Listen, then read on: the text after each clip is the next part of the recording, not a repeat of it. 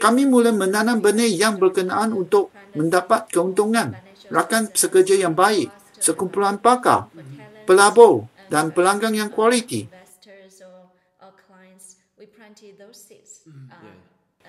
Ya, saya rasa 5 tahun lebih awal. Ya, sekurang-kurangnya.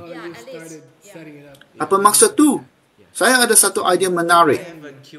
Kami orang Cina. We're Chinese. You can write down the pinyin or that's a good Roman idea. character. Okay. Yeah, because we are Chinese. Kami ingin tunjukkan sedikit budaya kami, iaitu terdapat 2 perkataan penting untuk Fernandes dan kawan-kawan yang ingin memulakan perniagaan. Biar saya tunjuk kepada kamera dulu. Anda boleh menyebut sebagai 创业. Betul tak, guru bahasa Cina saya? Right? My Chinese teacher. Ya, 创业. Apa kekaitan dengan soalan ini? Ini sangat ajaib. Question. It's funny. 创业 bermaksud mulakan sesuatu perniagaan. Startup, 创 bermaksud mencipta atau mulakan. create, right? Ye Start. nampak macam tumbuhan. Ye ada banyak maksud. Yeah, has Perniagaan dinamakan 事业. could be Untuk benih kamar, ye-nya ye li. Perkataan sama dengan ye. The same word. Maksud Addison, sebagai tambahan dari nasihat Geshe, cara tradisional berkesan walaupun mereka guna cara kamu, tapi masih gagal.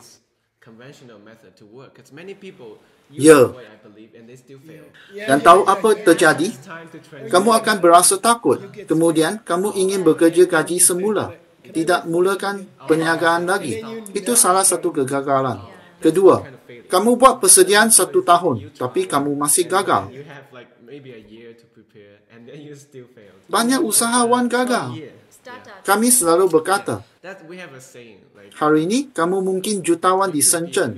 Keesokan hari, jadi muflis. Semacam banyak muflis jutawan terdapat di Shenzhen. Di bandar Shenzhen, ada banyak usahawan memulakan perniagaan. startup. It's a 创业 city. Apa populasi di sana? Seperti Hong Kong kan? How many people there, by the way? It's not far. Lebih kurang 20 juta. It's 20 Satu bandar yang kecil kan?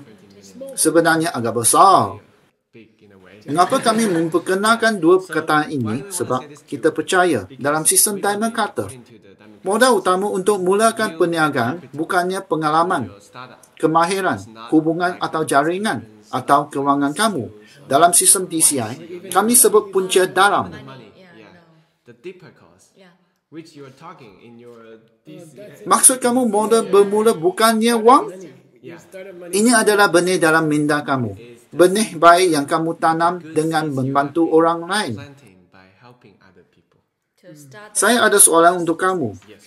So I have a Fernandes tanya, bagaimana saya dapat mengekalkan gaya hidup saya? Can I also keep my lifestyle? Dalam program latihan Global Executive di South Tower, China, Because we're teaching in the China South Tower kebanyakan usahawan sangat berjaya. entrepreneurs. Saya ingat semasa pertama kali Geshe berjumpa mereka, mereka nampak letih dan hilang kegairahan. Mereka kaya, ada syarikat yang besar. Exhausted, lost the passion of life maybe. They have the money. They have a big. Jadi, jika kamu jadi usahawan baru, kamu ada kemungkinan besar akan menjadi haus, kehilangan tenaga dan kesihatan diri. And then you will lose your energy. You will lose your. Oleh itu, bagaimana kita boleh mengekalkan gaya hidup yang baik, walaupun kita sibuk dan merasa tertekan? You are getting more busy and more stressed. Jawapan senang, saya nak dengar cadangan kamu. An easy answer. Untuk saya, perniagaan sendiri, My easy answer. kamu boleh tetapkan peraturan syarikat untuk bekerja sampai pukul 5. Tapi, dalam 2 hari, kamu akan melanggar peraturan ini. Sebagai jawapan tradisional, kerana kamu berkuasa untuk balik rumah sesuka hati. Tetapi, adakah ia berkesan? Sebab kamu berkuasa, kamu tak balik. Sebab kamu berkuasa, kamu tak balik rumah lebih lewat. Ya, bekerja lebih keras. Lebih tanggungjawab juga. Saya ingin mencabar Xiaoping. So I'm going to pass this difficult question to you. Okay. But Semasa memulakan perniagaan, semacam Fernandes letak jawatan dan mula berniaga. quit your old business. You want to start up your Adakah cara dengan pertukaran tabiat kita dapat bekerja lebih keras tapi masih berasa suka hati dan sehat? more hours, or you can work even harder, but you feel Saya rasa ini adalah satu soalan yang menarik. Thank you. I Sebenarnya, Xiaoping suka menjadi seorang majikan. Semua orang suka menjadi majikan. Everyone like that. Yeah, everyone. Well, Kami sekarang ada lebih daripada satu syarikat. I think Kami ada banyak projek, mengajar dan melancong. feel that now Jika kami ada tanggungjawab dalam banyak projek, yang menarik ialah many projects and teaching, and so kami rasa lebih bertenaga. so actually have more and more responsibilities and doing more and more projects. And but it's interesting. We also noticed that. I have Ini macam tak masuk akal. Setuju. Apa rahsia kamu? Yeah, that's Saya mahu tahu juga. the secret. Yeah, what's the secret? I also want to know. experience. Saya boleh berkongsi sesuatu yang praktikal. May just share some practical tips. Salah satu ialah motivasi kenapa kita memulakan syarikat baru. We start up our new Contohnya, salah satu projek syarikat kami ialah membantu usahawan-usahawan menjadi lebih bertenaga, menjalankan perniagaan mereka dengan cara yang baru, iaitu sistem benih. business in a brand new way. Jadi, motivasi syarikat baru ini boleh membantu kehidupan orang ramai. We have when we do our new business is to help people Dan menjalankan perniagaan dengan cara baru, iaitu sistem benih. in a brand new way by Motivasi kami memulakan syarikat ini sahaja sudah menanam benih yang kuat, menyebabkan kami lebih bertenaga. very powerful state. Saya teringat satu cerita. I have a story. Beberapa tahun dahulu, ketika kami berada di Taiwan, buat acara DCI, satu penghimpunan yang besar, lebih daripada 3,000 penonton. Kalau tak silap, DCI level 9. So, Kami berdua ditugaskan untuk membuat penterjemahan untuk Gashi.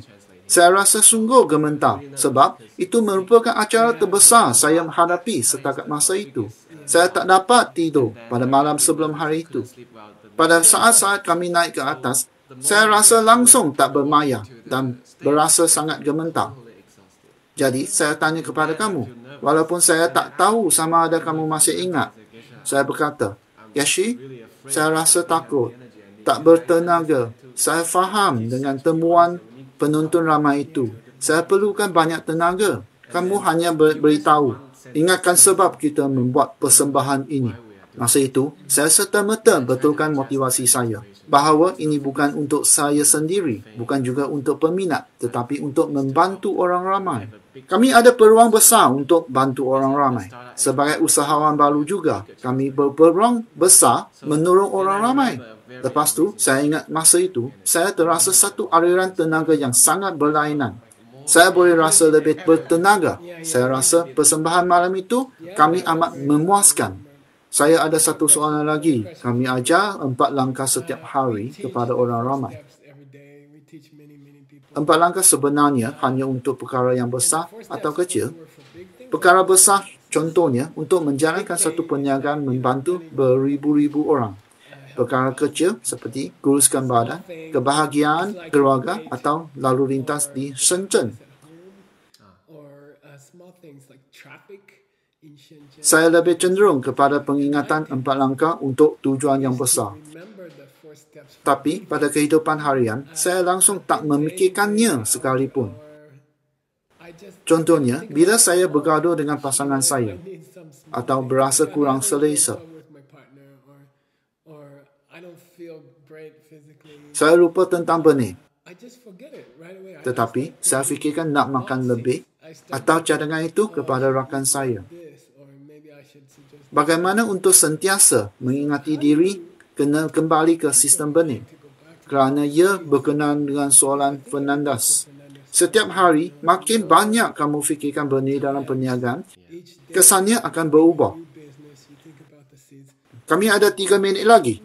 By the way, we have about 3 minutes left. Jadi, apa yang boleh kita lakukan untuk mengingati diri tentang benih setiap masa?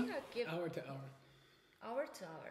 Satu cadangan lagi, iaitu menulis buku 6 masa. Suggestion is Saya kurang pasti sama ada anda pernah belajar ini. Kalau tidak, anda boleh sertai acara-acara DCI kami atau membaca buku Gashi Michael yang berjodoh The Diamond Cutter. Diamond Cutter Business Book. It also explains to you Buku 6 masa ini bertujuan mencatatkan fikiran kami. our Bagaimana kami berfikir 6 kali sehari. and 6 times setiap 2-3 jam. Lepas memeriksa minda kamu, buat catatan tu. Contohnya, adakah kamu memikirkan benda dalam 2 jam lepas? Kami boleh bincang perkara lebih lanjut bila kita ada masa. Bagi saya rasa ianya cara yang baik untuk membantu kami mengingati benih.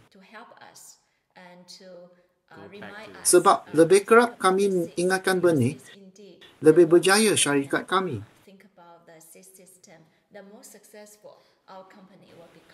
Ya, jadi saya faham semua usahawan baru sangat sibuk.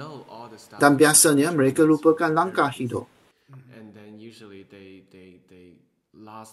Jadi, bagi kami, kembali ke pusat diri kami, iaitu kembali kepada pelajaran bijaksanaan kuno.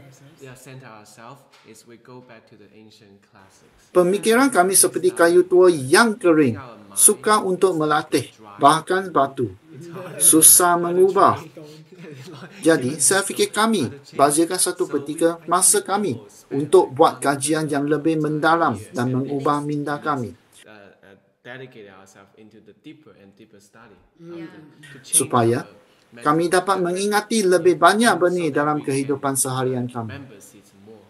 Di dalam dunia talian DCI, kami telah menaikkan tahap talian DCI yang mana saya lihat sebagai peluang bagi usahawan atau keluarga untuk belajar kebijaksanaan kuno. Jadi, kamu boleh menonton tahap talian DCI lebih kurang 5 atau 10 minit dan kembali ke kehidupan biasa. Ia akan mengingatkanmu untuk menanam benih. Apa soalan seterusnya? Mungkin kami buat rumusan. Ya, secara langkah praktikal. Jadi, Geshe Michael menyebut tentang anda memerlukan masa peralihan dari pekerjaan lama ke perniagaan baru anda. Jadi, anda mempunyai sesuatu perlindungan anda dan menyediakan wang yang cukup kerana ia merupakan permainan berisiko. Saya kenal seorang usahawan Cina yang sangat terkenal dan saya pernah bertanya, apa rahsia dia masa memulakan projek baru? Dia pandang saya dan berpesan, Michael, saya tidak akan mulakan projek baru kerana dia tahu saya tak buat begitu. Sediakan wang. Xiaoping juga menyebut mengenai benih punca dalam. Sebelum kamu memulakan perniagaan kamu sendiri, kumpul banyak benih baik dulu. Setuju, terlebih dahulu. Semasa kamu membuat modal benih pelabuhan kamu. Sebab itu akan menentukan segala-galanya. Itulah kunci kejayaan. Baik, mari kita beralih kepada soalan untuk hari Jumaat. Ya, ada satu lagi cadangan. Selain mengingatkan benih, maka belajari catatan buku 6 masa. Mari kita dengar soalan berikutan. Ini adalah satu lagi DX speaker, Juan dari Colombia.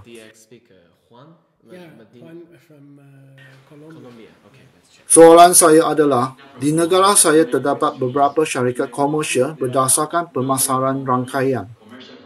Ini bermaksud anda membawa orang masuk ke syarikat dan untuk menjadi berjaya, anda harus membantu orang lain talian bawahan anda. 70% orang yang menyertai syarikat ini gagal dalam tahun pertama. Jadi, apa yang mereka buat salah? Mengapa membantu tidak berkesan dalam kes ini untuk mereka? Terima kasih. Mengapa membantu tidak berkesan dalam kes ini? Ya, kamu tahu cerita ini? Tentang jenis syarikat ini? Apa cerita tu? Syarikat ini berdasar untuk membantu orang lain. Kerana kamu memberi kuasa kepada orang biasa membuat peluang untuk berniaga, untuk menjual produk. Contohnya, produk kesihatan. Ya, di rumah kan? Melalui WeChat atau social media lain. Facebook.